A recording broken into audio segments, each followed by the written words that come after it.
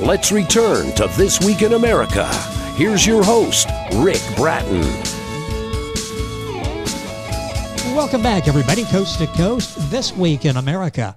Vision of Hope, Rebuilding Life Destroyed by Drugs and Alcohol by Leilani Faber is an easy read, full of hope for those who struggle with addiction. A candid picture of the impact methamphetamines can have, the devastation the drug wreaks on not only the drug user, but the family as well. An awe-inspiring true story. Leilani offers hope for anyone who has found their life severely impacted by meth or other drugs and demonstrates that despite the damage done by meth use, with hard work, redemption is possible, and a new life awaits anyone willing to make that commitment. As a child, Leilani dreamed of being an author or a supermodel, but started drinking coffee at age 13, stunted to grow just like her grandmother warned, so she decided to be an author. Took several detours along the way, numerous jobs, along the way earning bachelor's degrees and a master's degree. Leilani is also an entrepreneur who owns several businesses. Her vast and varied life experience has given her material and wisdom that she shares through her writing and as a therapist. Leilani Faber, author of Vision of Hope, Rebuilding Life Destroyed by Drugs and Alcohol, is our guest on This Week in America. Leilani, welcome to the program. A pleasure to have you with us. Thank you very much. It's a pleasure to be here. This is such an important conversation, and I'm sure a difficult decision, maybe in the beginning, for you to go back and to relive all of this and share those experiences. Did you read other biographies about recovery before you wrote the book? And how is your book different? Because it's unique, I think, in the aspect that this is your story. This is not you talking about somebody else. This is your story. Did you read other biographies before you wrote this? Yes, I did. And I did it early on in my recovery. And I noticed that they really hung out in that addiction period and the trauma period. And it was kind of triggering and re-traumatizing for me. So it was hard to read those. I remember having to put like one book down after like 3 pages. I couldn't even read it. And that's why I wanted to make mine different. And that's why it's called, Vision of Hope. It's focused mainly on rebuilding my life, although I do speak here and there about, what happened during my addiction. How important is that? If you keep looking back, I don't think then you look forward enough. Is that sort of the motivation in writing this? I mean, I love the title. Let's talk about that. Vision of Hope, Rebuilding a Life Destroyed by Drugs and Alcohol, because the focus is getting your life together. Mm-hmm. Yeah, it's very important. And when I came into it, I did absolutely destroy my life. Relationships, my career, everything I owned, everything went up in smoke. It was horrible. But for me, the importance was to show people who can get stuck, which they really can. They sit in a place of hopelessness, thinking I'll never get through this. I'll never get over this. I'll never regain trust. I'll never have anything to be proud of. And I wanted to let them know that, yeah, you can come, like I tell in my story, I had a lot of black marks against me. But if you keep your focus and do what you need to do, you can come out on the other side stronger. And that's what I really wanted people to take away. Our guest on This Week in America is Leilani Faber. That's Leilani Faber, Faber. Her website is visionofhopellc.com. Book available, of course, at Amazon, the usual places. All of this on our website, thisweekinamerica.us. The book is Vision of Hope, Rebuilding a Life Destroyed by Drugs and Alcohol. This took a period of time, I think like 10 years for you to write. Talk about that and why that length of time to write the book. Well, unfortunately, like I said, I was stuck in that place of hopelessness, and I had immense shame over what had transpired, and the devastation. So it was hard to look back at it. It took 10 years before I had come far enough. Even though I probably could have done it much sooner, it took 10 years before I'd come far enough that I felt like, okay, I am redeemed. I now have a life. worth staying sober for, as I like to, tell clients.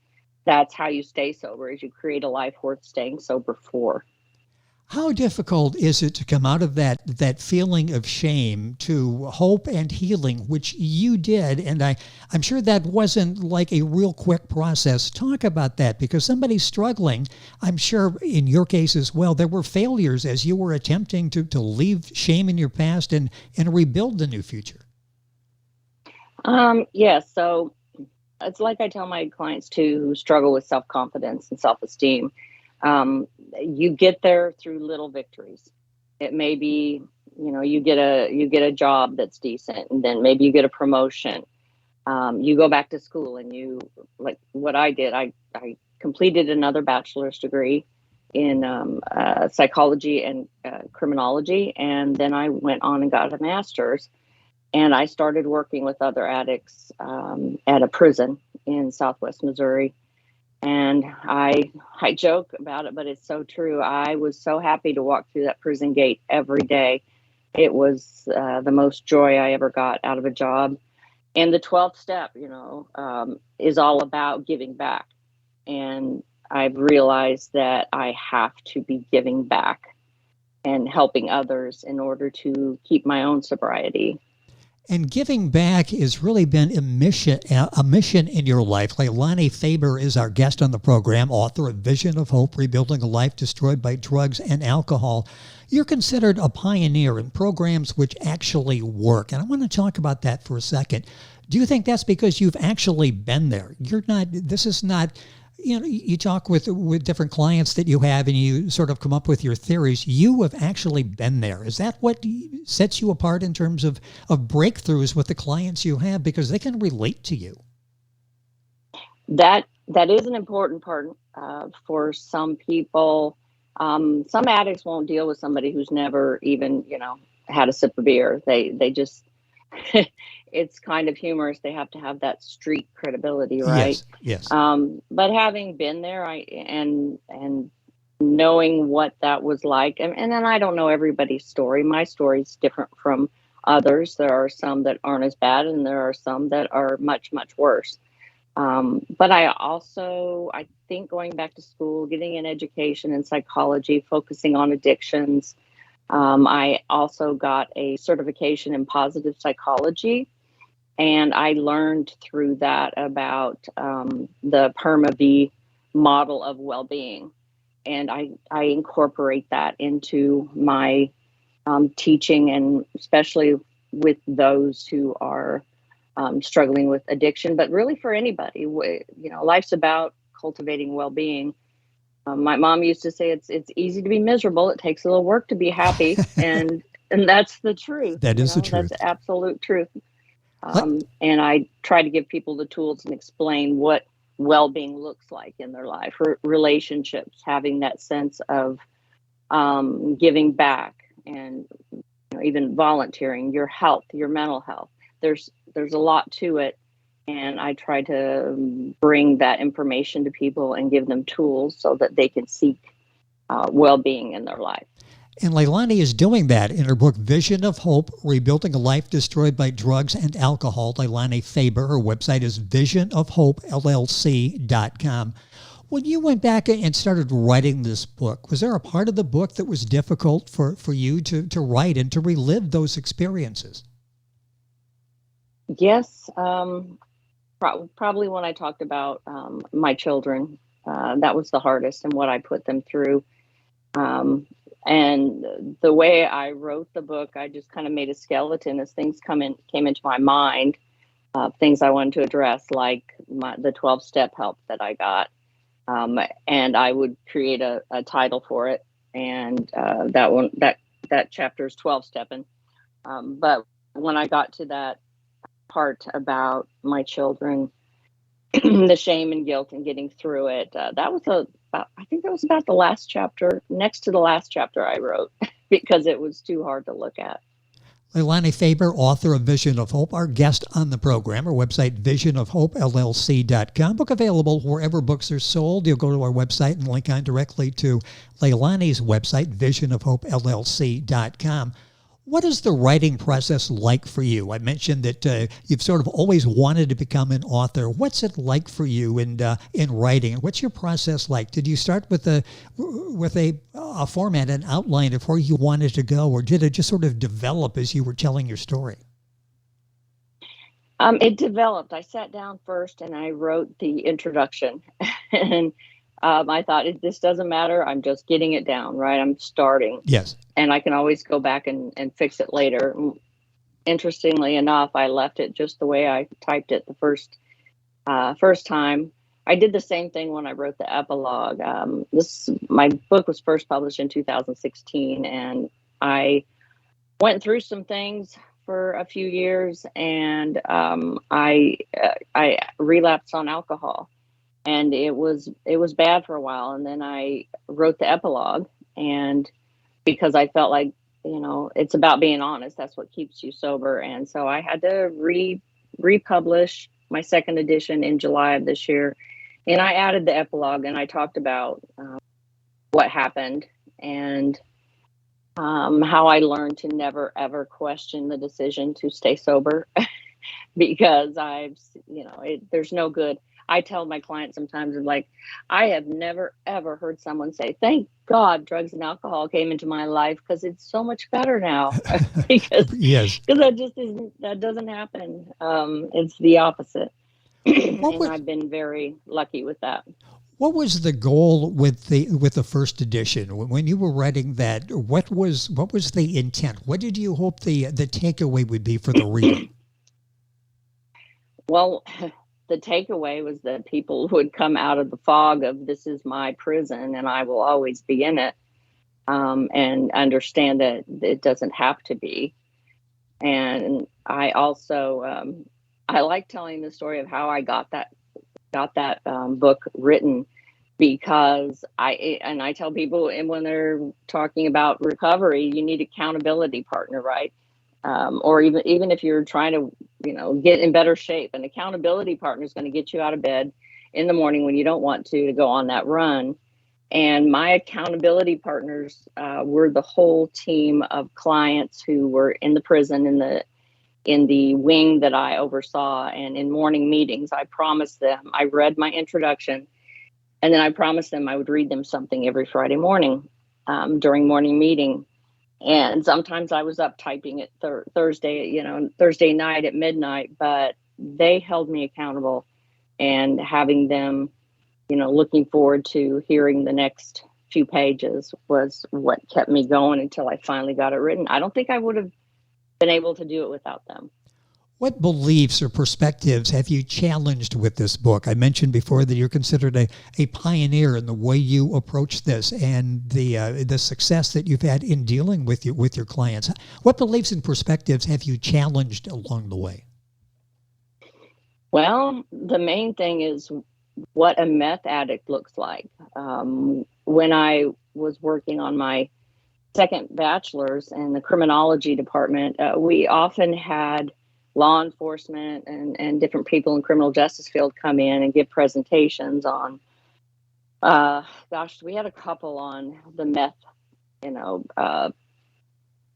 don't know, I would call it the meth scourge that hit the country. And they would show pictures of, people see the typical meth addict with yes. their face all eaten up. And I would, at the end of one of my classes, we got to stand up and share something that we learned, or the biggest takeaway. And I stood up and I said, hey, y'all need to know that this presentation that you got, these people that described what a meth addict looks like, it's just not true. I said, I was a meth addict, and I met other meth addicts who were firemen, police officers, attorneys, businessmen, successful businessmen. It does, the soccer moms. And I wanted people to understand that just because, maybe you go into law enforcement and the person you pull over is in a nice suit, they could have a meth pipe in their pocket. You don't know. You don't know what a meth addict really looks like, because it looks like everybody. It is non-discriminatory in who it affects.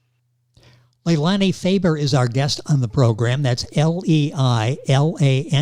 Faber is Faber. The book is Vision of Hope, Rebuilding a Life Destroyed by Drugs and Alcohol. The book available wherever books are sold.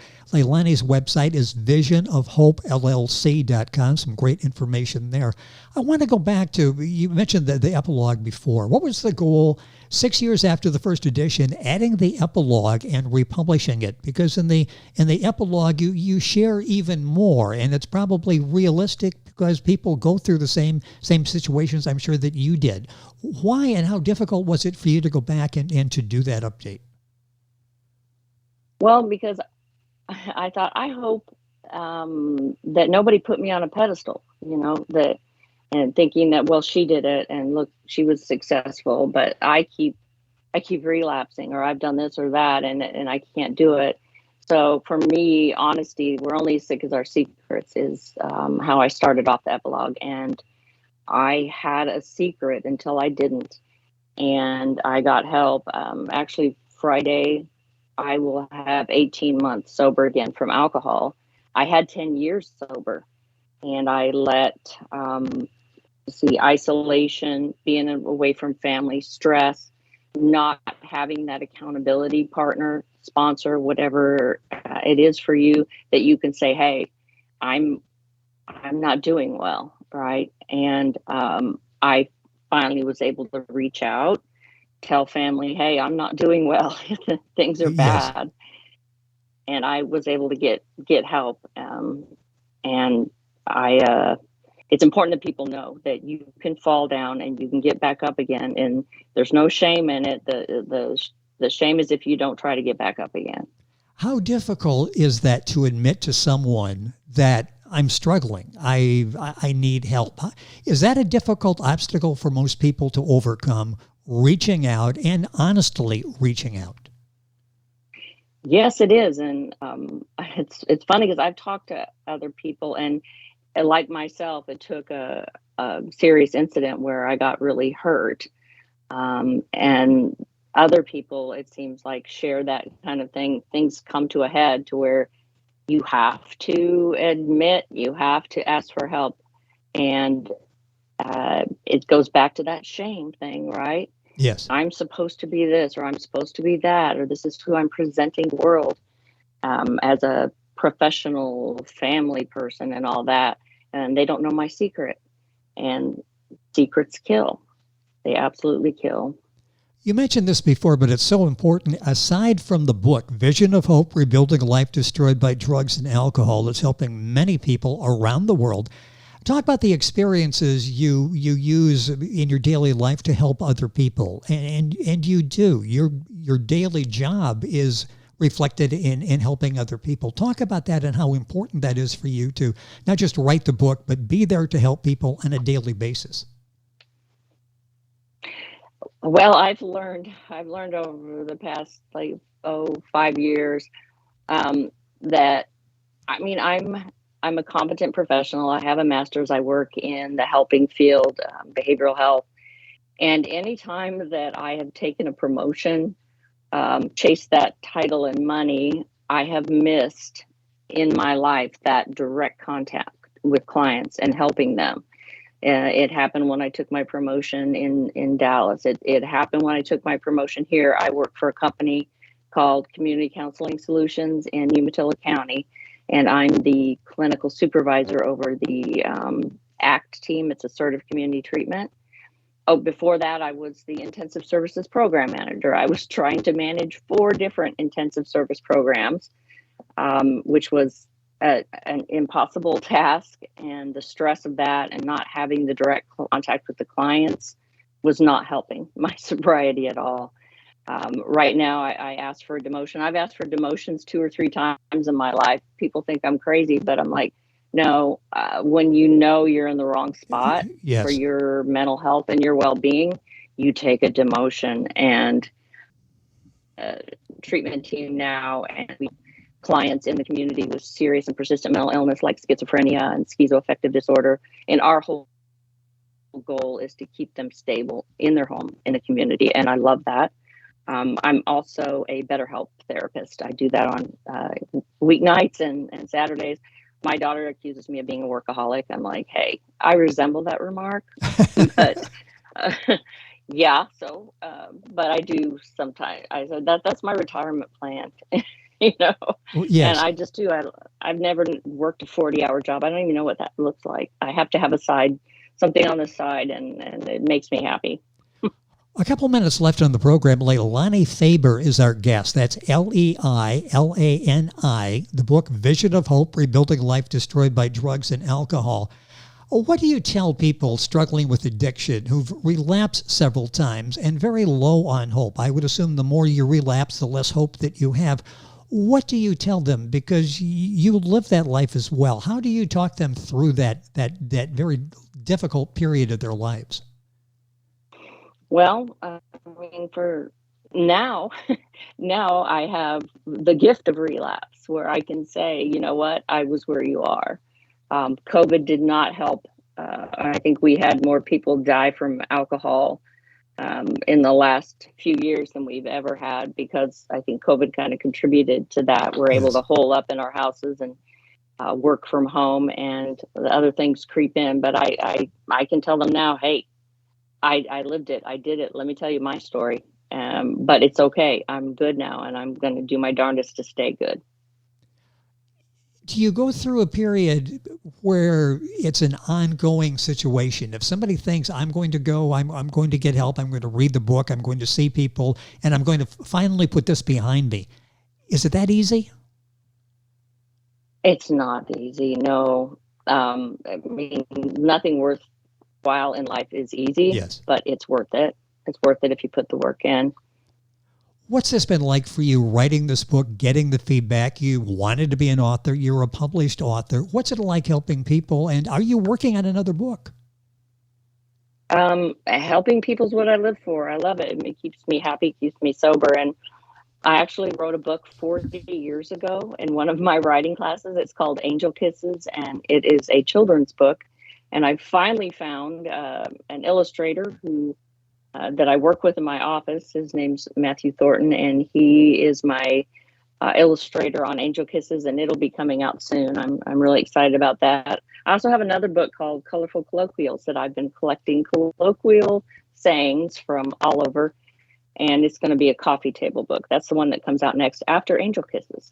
Fantastic. And hopefully let us know, and we'll have a chance to talk about the other books as well. But this book is helping so many people. The book is Vision of Hope, Rebuilding a Life Destroyed by Drugs and Alcohol. Leilani, congratulations on the success of what you've been able to do, the many people you've been able to help in person and with your book. Thank you for sharing the story with us on the program. Thank you very much. I appreciate it. You have a great day. You as well. Leilani Faber is our guest. That's Leilani Faber, Faber. Book Vision of Hope, Rebuilding a Life Destroyed by Drugs and Alcohol. Her website is visionofhopellc.com.